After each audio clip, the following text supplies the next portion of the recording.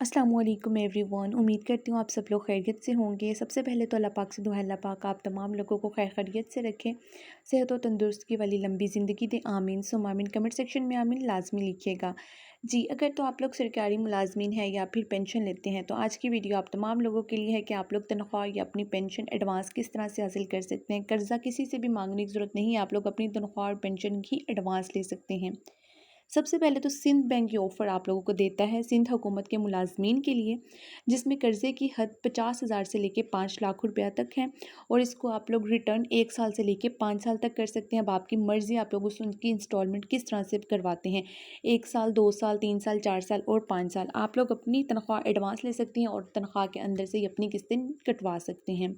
उसके लिए दस्तावेज़ात की अगर बात की जाए तो आप लोगों को क्या क्या चीज़ चाहिए, डीडीओ चाहिए, सीएनआईसी चाहिए और तनख्वाह स्लिप चाहिए। अगर आप लोगों के पास ये दस्तावेज़ात मौजूद हैं तो आप लोग इसके लिए अप्लाई कर सकते हैं।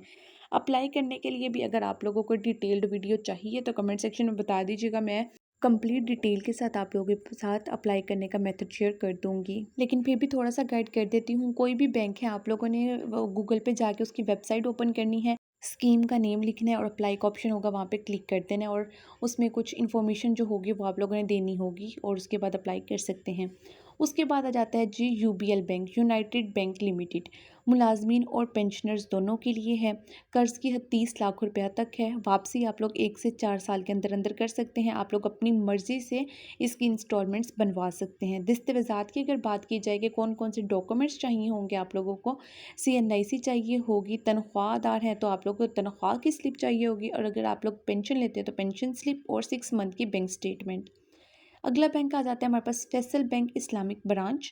इसमें इस्लामी और रवायती दोनों ऑप्शंस मौजूद हैं। कर्ज़ की हद 25 लाख रुपए तक है, मुद्दत 1 से 5 साल तक है। दस्तावेज़ात की बात की जाए तो सीएनआईसी, तनख्वाह स्लिप और बैंक स्टेटमेंट चाहिए और अगर आप लोगों के पास ये दस्तावेज़ात मौजूद हैं तो आप लोग इसमें अप्लाई करके जो है लोन 25 लाख रुपए तक ले सकते हैं और अपनी सैलरी और अपनी पेंशन से ही इसकी किस्तें निकलवा सकते हैं।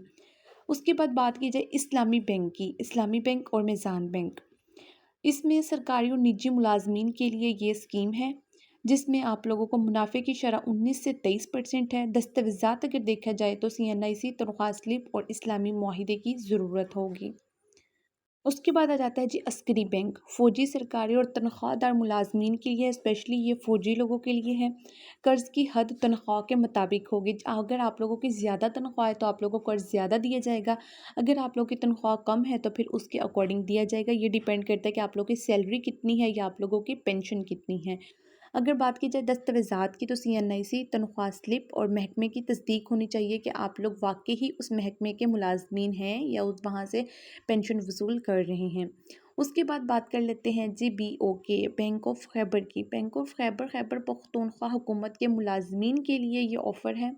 कर्ज़ की हद जो है 20 माह तक की तनख्वाह, जो मतलब आप लोग की सैलरी है और आप लोगों की 1 लाख अगर सैलरी है तो आप लोगों के 20 माह तक की सैलरी तक लोन ले सकते हैं। देखिए, अगर 1 महीने की सैलरी 1 लाख है, 20 महीनों की सैलरी कितनी होगी, 20 लाख। तो आप लोगों को कर्ज़े की मुद्दत 20 लाख तक हो सकती है।